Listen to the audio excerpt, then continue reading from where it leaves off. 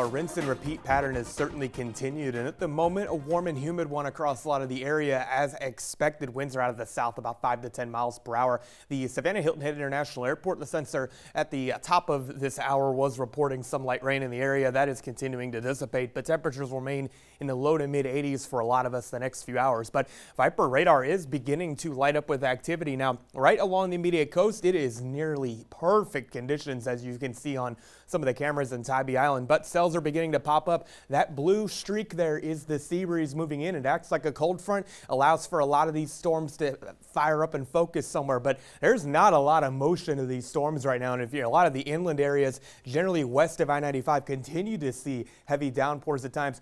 For what it's worth, not a ton of lightning necessarily, but you will find areas of localized ponding on the roadways. But down in Wayne County, not a ton of activity really moving around.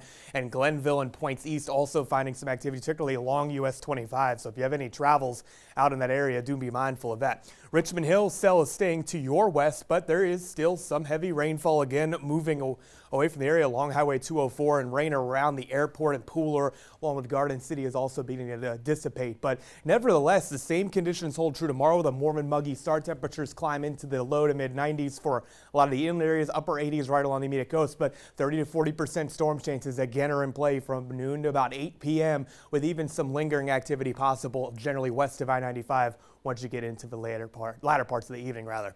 Again, area disturbed weather continues to be across our region and this is going to continue to focus storm chances for a lot of our region, but most of the activity continues to generally be found across Alabama and portions of Florida. Still though, nevertheless, scattered storms will continue for the next couple of hours.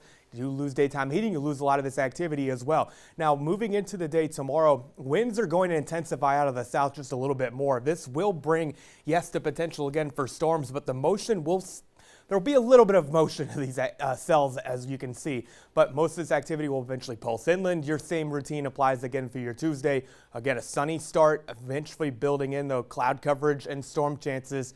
Most of this activity pushes inland of I-95, though, into the latter portions of the afternoon, but some of the activity eventually starts to scoot eastward, and that's what you need to keep a lookout for.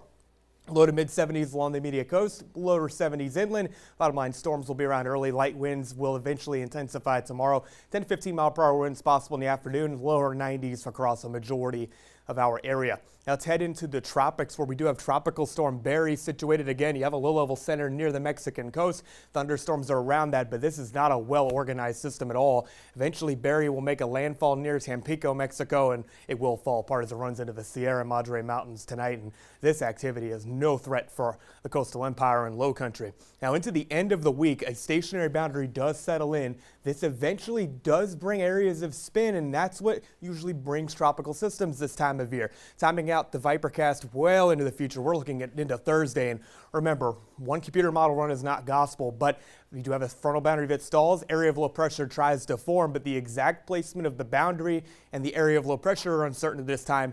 That's what's going to bring rain chances possibly to our area, but the front is going to bring a majority of those rain chances. Do not cancel July 4th plans due to the possibility of a tropical system developing.